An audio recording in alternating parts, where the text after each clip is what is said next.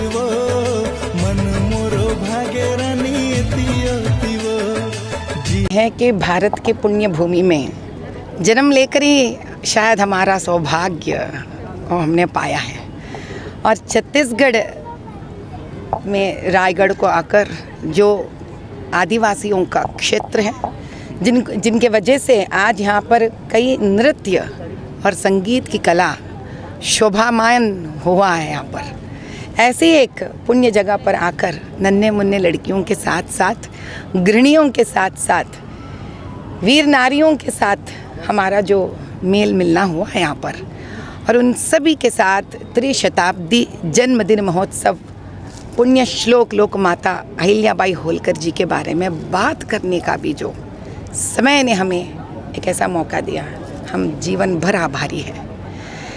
भारत भूमि में एक स्त्री का जन्म लेना सौभाग्य की बात है।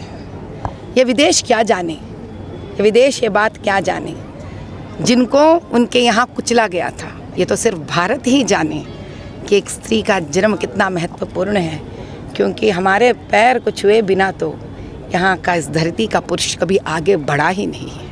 मैम, महाराष्ट्र में वोट जिहाद की बात कही जा रही है, यूपी में बुर्का पहन के वोट डालने की सपा के द्वारा की जा रही है, क्या कुछ कहेंगे? क्या यही हथियार बचा है बाकी पार्टियों के पास बीजेपी भैया? से जीतने के लिए? मैं एक बात ही बताती हूँ आपको, ये लोग संविधान को बचाने का नारा जो लगाते हैं, क्या मुंह ढककर वोट देना संविधान में लिखा है? आप उन्हीं से ये कि सवाल कीजिए। ये बात भाजपा से लड़ने का जो डर लग गया इनको, ये डर को जीतने के लिए संविधान को तोड़ने पे तुले हैं। तो प्रजा को भी ये बात समझना चाहिए कि जो लोग संविधान को तोड़ सकते हैं वो लोग भारत के वासियों को बिगाड़ सकते हैं, तोड़ सकते हैं। बांग्लादेश में जजिया कानून की बात कही जा रही है, मौलाना के द्वारा, क्या सही है? कितना आप देखते हैं इसे? भैया, पहले बांग्लादेश के अंदर जजिया कानून जो है वो हिंदू के प्रति डाला हुआ सा कानून है।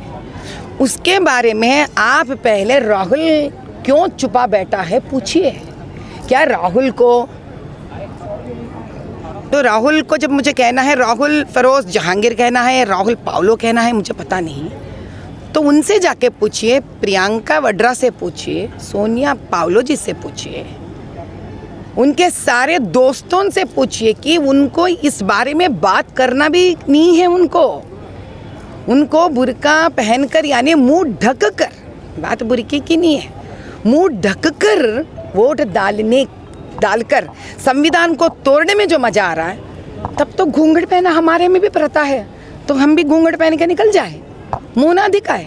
तो इसका मतलब है उस मुंह ढकने के पीछे औरत है या पुरुष है, अपना देशवासी है या कोई बांग्लादेश से आकर वोट डाल रहा है, पाकिस्तान से वोट डाल रहे हैं, इनको इससे कोई मतलब नहीं है। तो इसका मतलब ये हुआ भैया, ये लोग हिंदुत्व को, भारत को बेचने पे तुले हुए हैं।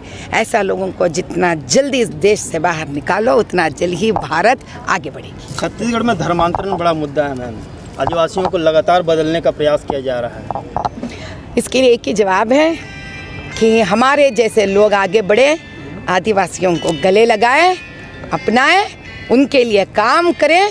मजाल किसी का हमारे आदिवासियों के पास आने के लिए। मैं फिर आ रही हूँ हमारे आदिवासी परिवारों के साथ काम करने के लिए। Thank you. भारत देवी अहिल्याबाई होलकर जी भारतीय परंपरा में एक विदुषी, एक श्रेष्ठ शासिका रही हैं और उन्होंने जनता के लिए अप्रतिम उदाहरण दिए और भारतीय परंपरा में नारी शक्ति की एक बड़ी उदाहरण।